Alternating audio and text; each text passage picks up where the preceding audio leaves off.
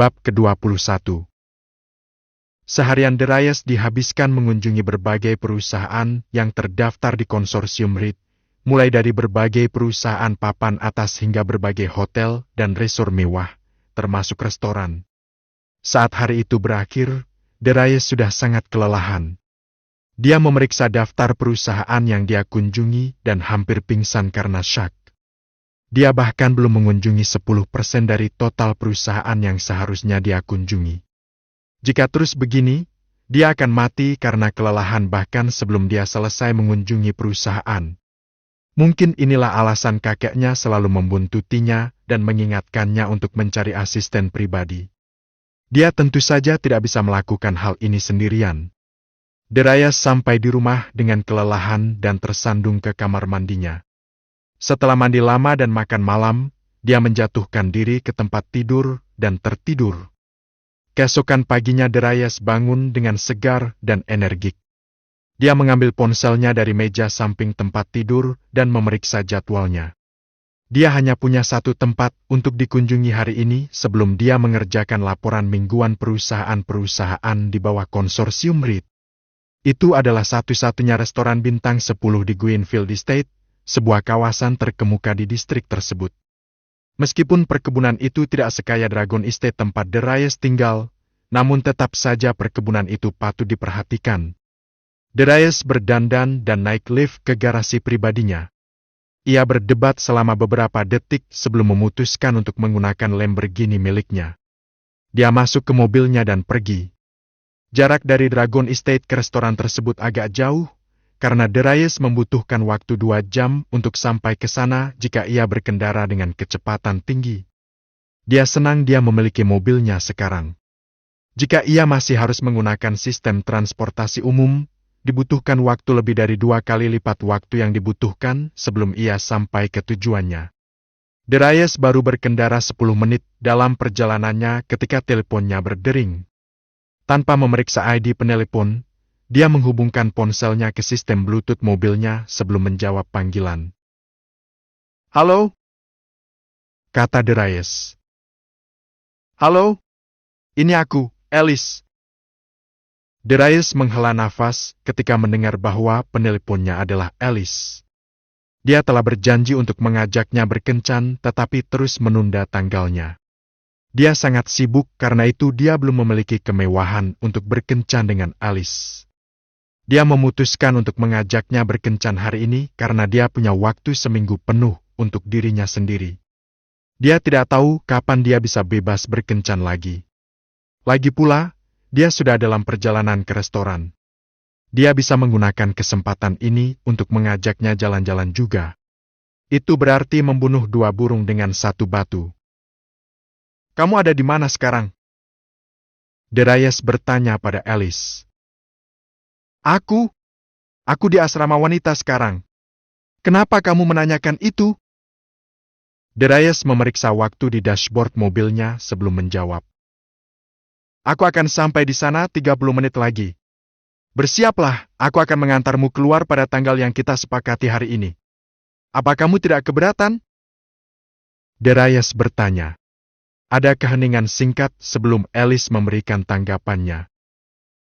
"Yaitu, baiklah, sampai jumpa lagi," ucap Darius sebelum memutuskan panggilan telepon. Dia memutar balik dan mulai melaju menuju asrama wanita. Asrama wanita. Asrama perempuan sibuk karena beberapa perempuan berjalan-jalan dengan mengenakan pakaian yang nyaman dan berdiskusi di antara mereka sendiri. Topik diskusi mereka terutama tentang peristiwa yang terjadi di pesta amal tersebut. "Sudah kubilang, seseorang membayar $100.000 untuk sebuah lukisan dan masih membayar $4 juta untuk sebotol anggur," seorang wanita berkata, menekankan pada $4 juta saat dia berbicara. "Tapi itu konyol," wanita lain menjawab. 4 juta adalah jumlah uang yang menggelikan.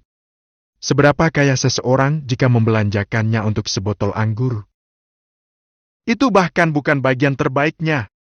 Orang ini juga terlibat dalam perang penawaran dengan Pearl Chamberlain dan menang. Apakah kamu sungguh-sungguh?"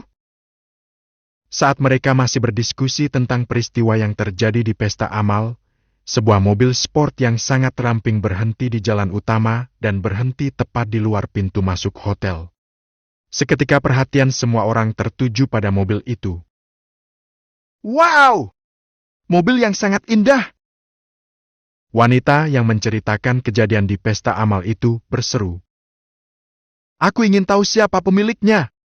Dasar bodoh! Bukankah seharusnya kamu bertanya-tanya untuk siapa dia ada di sini? Wanita itu menegur temannya. Siapa? Temannya bertanya, merasa bersalah. Karena kalau kita tahu untuk siapa dia ada di sini, maka kita bisa berteman dengan orang tersebut dan lebih dekat dengan pemiliknya. Wanita itu menjelaskan kepada temannya dengan putus asa. Tak hanya mereka saja yang dibuat terkesima dengan tampilan mobil sport cantik tersebut. Karena penasaran ada pula yang mencari mobil tersebut di internet dan semakin kaget ketika melihat harga mobil tersebut. Itu adalah Lamborghini Veneno Roadster yang berharga sekitar 6 juta dolar. Dan dari hasil pencarian, mobil di jalan itu adalah mobil yang dikustomisasi, jadi harganya akan 3 kali lipat dari aslinya, yang jumlahnya mencapai 18 juta dolar. Saat mereka masih kaget dengan harga mobil tersebut, Alice turun dari kamar asramanya dengan berpakaian lengkap dan mulai berjalan menuju Lamborghini. Darius telah menelponnya sebelumnya dan memberitahunya bahwa dia menunggunya di luar asrama dengan mobilnya. Dia tidak terlalu memikirkannya pada awalnya, tapi ketika dia melihat Lamborghini, ekspresinya mencerminkan ekspresi teman asramanya. Dia tahu bahwa Mr. Ordinary 10 adalah orang kaya, tetapi dia masih kaget dengan mobilnya. Dia sangat ingin tahu apa identitas Mr. Ordinary 10 itu. Ketika teman asrama melihat Alice berjalan menuju Lamborghini, mereka langsung menyatukan 2 dan 2. Lamborghini ada di sini untuk Alice. Ekspresi cemburu dan iri tiba-tiba muncul di wajah mereka. Alice selalu terbukti tidak tertarik pada urusan laki-laki. Jadi bagaimana dia tiba-tiba mendapatkan seorang pria kaya untuk dirinya sendiri? Pintu terbuka segera setelah Alice sudah cukup dekat dengan Lamborghini. Beberapa detik kemudian, mobil itu melaju keluar dari asrama, meninggalkan para penonton yang berpikir. Ketika Alice melihat pemilik mobil itu, dia tertegun sejenak. Namun Darius tidak menghiraukannya dan terus mengemudi. Alice tidak bisa mempercayai matanya. Meskipun dia telah mengubah gaya rambut dan penampilannya serta terlihat sangat berbeda dari sebelumnya, dia tidak akan pernah bisa melupakannya. Mr. Ordinary 10, orang yang menghabiskan 5 juta dolar untuk menghadiahkan dan memiliki mobil mahal itu tidak lain adalah Darius Reed, mantan pacar teman dekatnya Sarah Jean. Dilihat dari caramu menganggap padaku sepertinya kamu mengingatku. Darius berkata, tanpa mengalihkan pandangan dari jalan saat dia berbicara. Tentu saja. Bagaimana aku bisa melupakanmu? Seru Alice. Alice ingat dengan jelas bagaimana Darius mengejar Sarah dengan seluruh kekuatannya. Upayanya yang tiada henti itulah yang memberikan kesan mendalam pada dirinya. Dia tahu bahwa Darius mencintai Sarah dengan sepenuh hatinya selama periode itu. Itulah sebabnya dia sangat terkejut karena Sarah akan meninggalkan Darius demi David. Setiap kali dia memandang Darius ketika dia sedang berpacaran dengan Sarah, dia terutama merasa kasihan padanya. Tetapi ketika dia memandangnya sekarang hanya kepercayaan diri dan kejantanan yang tak ada habisnya yang terpancar darinya. Dia jauh berbeda dengan Darius yang dia kenal sebelumnya. Segala sesuatu yang terjadi selama streaming akhirnya masuk akal baginya. Mengapa seseorang yang tidak dia kenal menghabiskan 5 juta dolar untuknya, dan pada saat yang sama memilihnya untuk kencan? Sangat masuk akal jika orang itu adalah Darius. Sebuah pikiran tiba-tiba terlintas di benaknya. Jika Darius cukup kaya untuk menghabiskan uang dalam jumlah besar dengan mudah, mengapa ia kemudian hidup sebagai petani? Dia bahkan dicap sebagai petani oleh seluruh sekolah. Saat dia hendak bertanya kepada Darius, pikiran lain terlintas di benaknya. Darius pasti ingin merahasiakan identitasnya dan menemukan seseorang yang benar-benar mencintainya karena dia dan bukan karena uangnya. Sayang sekali Sarah meninggalkannya demi David. Jika dia sedikit bersabar, dia akan menikmati sisa hidupnya bersama pria penuh perhatian seperti Darius. Jika Darius bisa melihat apa yang ada dalam pikirannya, dia akan mengusirnya dari mobilnya. Dia berpura-pura menjadi miskin agar bisa menemukan cinta sejati. Seolah-olah dia hampir tidak punya cukup makanan. Dia harus berjuang keras untuk mendapatkan setiap sen yang didapatnya. Jadi betapa absurdnya gagasan bahwa dia akan menanggung siksaan dan cemoohan yang dialami karena cinta. Itu terdengar baik. Darius tersenyum. Alice sedikit tersipu ketika dia melihat senyuman Darius. Dia selalu tahu bahwa Darius sangat tampan, tetapi dia tampak 2 kali lebih menarik dari sebelumnya. Sisa perjalanan dihabiskan dalam keheningan. Alice terlalu malu dan gugup untuk bertanya kepada Darius kemana dia akan mengajaknya berkencan. Dia jelas tidak cukup dekat untuk berbicara dengan Darius seperti seorang teman, karena dia hanya mengenalnya karena Sarah. Dia berharap Darius angkat bicara, tapi Darius juga tidak mengatakan apapun. Setelah 2 jam berkendara, Darius berhenti di sebuah gedung yang sangat megah. Dia memarkir mobilnya dengan rapi sebelum turun dari kendaraan dengan Alice mengikuti dari dekat. Restoran itu benar-benar layak untuk diberi peringkat restoran bintang ke-10. Eksterior bangunan dirancang dengan luar biasa, membuatnya menonjol dari bangunan lain di jalan. Di samping pintu masuk restoran ada papan nama kecil namun terlihat jelas dengan nama restoran tertulis rumit di atasnya. Darius berjalan dengan percaya diri menuju restoran karena dialah pemiliknya, tapi Alice tetap diam. Penampilan restoran yang mengesankan telah mengintimidasi dirinya. Sekilas dia sudah tahu bahwa apapun yang dijual di sini harganya sangat mahal.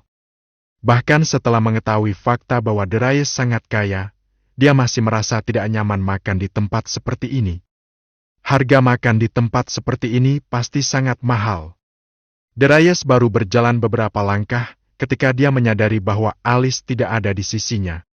Dia berbalik dan melihat Alice berdiri diam. "Apa masalahnya?" Darius bertanya. "Bisakah kita makan di tempat lain? Makan di sini akan sangat mahal." Alice menjawab dengan suara rendah. Darius tersenyum sebelum berjalan menuju tempat Alice berdiri. Meskipun Alice tidak termasuk dalam 10 besar wanita tercantik di kampus, dia tetap sangat cantik. Jika tidak, dia tidak akan memiliki basis penggemar yang besar untuk mendukung streamingnya. Dia terlihat sangat polos saat berbicara, seperti kelinci yang dikelilingi oleh serigala ganas, memicu semangat pelindung Darius. Dia berjalan ke arahnya dan memegang tangannya dengan tegas. "Jangan khawatir tentang harga dan serahkan semuanya padaku." Darius berkata dengan percaya diri sebelum berjalan menuju pintu masuk sambil memegang tangan Alice. Alice merasakan gelombang keamanan menyapu dirinya saat Darius memegang tangannya. Dia belum pernah merasa begitu aman sebelumnya. Seluruh pandangannya terhadap Darius berubah total pada saat itu. Jantungnya mulai berdetak kencang saat Darius memegang tangannya, dan pipinya memerah sepenuhnya. Bersama-sama mereka masuk ke dalam restoran mewah. Interior restoran itu persis seperti yang diharapkan dari restoran bintang ke-10. Desainnya mewah, dengan lampu gantung emas dan berlian tergantung di langit-langit. Sudah ada beberapa orang yang makan di restoran dengan musik klasik sebagai latar belakang. Biasanya diperlukan waktu beberapa bulan sebelum seseorang dapat memesan reservasi di restoran ini. Namun karena Darius memiliki identitas khusus, Bruce memastikan bahwa perlakuannya akan berbeda. Itu sebabnya dia diizinkan masuk ke restoran tanpa reservasi. Seorang pelayan segera muncul dan membimbing Darius ke meja terbaik di restoran mereka. Sudah ada beberapa masakan yang tertata rapi di atas meja, dengan sebotol anggur merah juga. Darius dan Alice keduanya duduk untuk makan. Saat mereka makan, Alice terus mencuri pandang ke arah Darius. Dia telah menanyakan beberapa pertanyaan kepadanya, tetapi Darius menolak menjawab.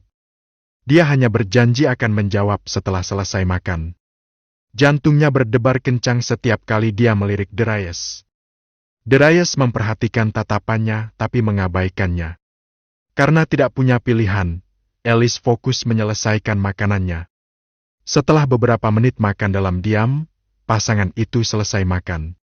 Alice hendak berbicara, karena dia sangat ingin menanyakan berbagai pertanyaan kepada Darius, ketika seseorang berjalan ke meja mereka.